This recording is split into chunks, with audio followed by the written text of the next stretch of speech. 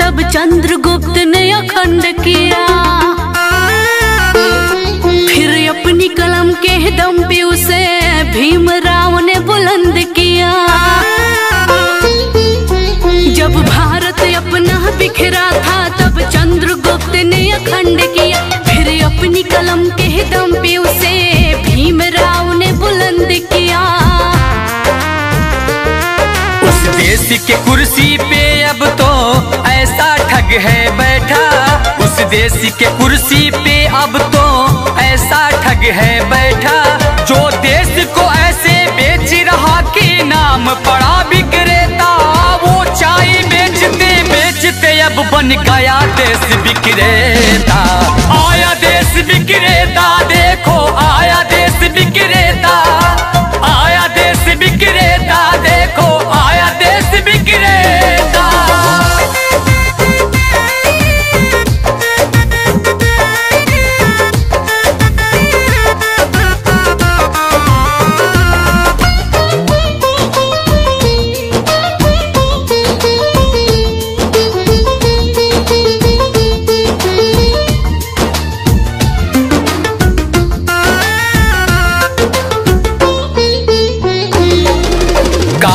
धन लाऊंगा कह के भारत का कोष भी साफ किया। श्रमिकों को भूखे मार रहा, धनिकों का कर्ज भी माफ किया। काला धन लाऊंगा कह के भारत का कोष भी साफ किया। श्रमिकों को भूखे मार रहा, धनिकों का कर्ज भी माफ किया। धनिकों का कर्ज भी माफ किया। धनिकों का कर्ज भी माफ किया। लाखों का सूट पहन के भी खुद को फकीर है कहता।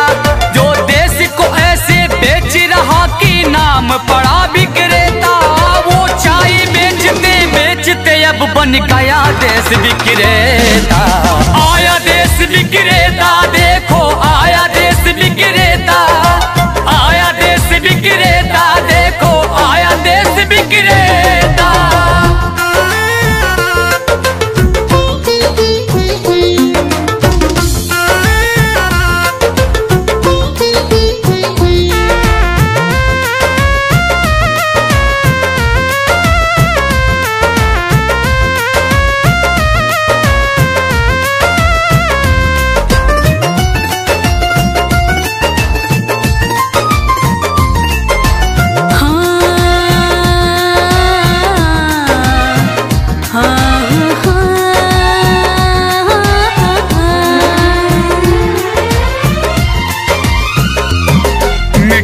तो उसके जूते का कैसा है स्वाद बताती है। जब जब चुनाव हो तब उसको माँ की याद आती है।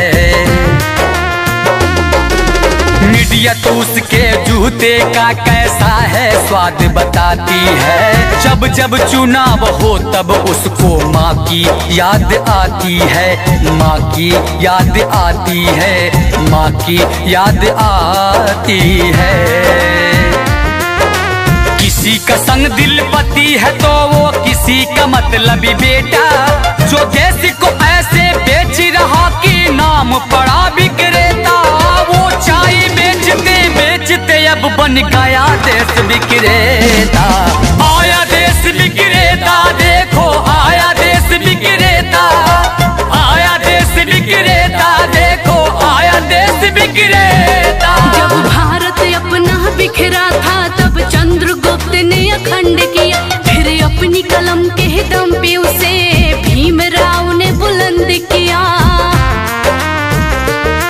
उस देश के कुर्सी पे अब तो ऐसा ठग है बैठा। उस देश के कुर्सी पे अब तो ऐसा ठग है बैठा। जो देश को ऐसे बेच रहा कि नाम पड़ा विक्रेता। वो चाय बेचते बेचते अब बन गया देश विक्रेता।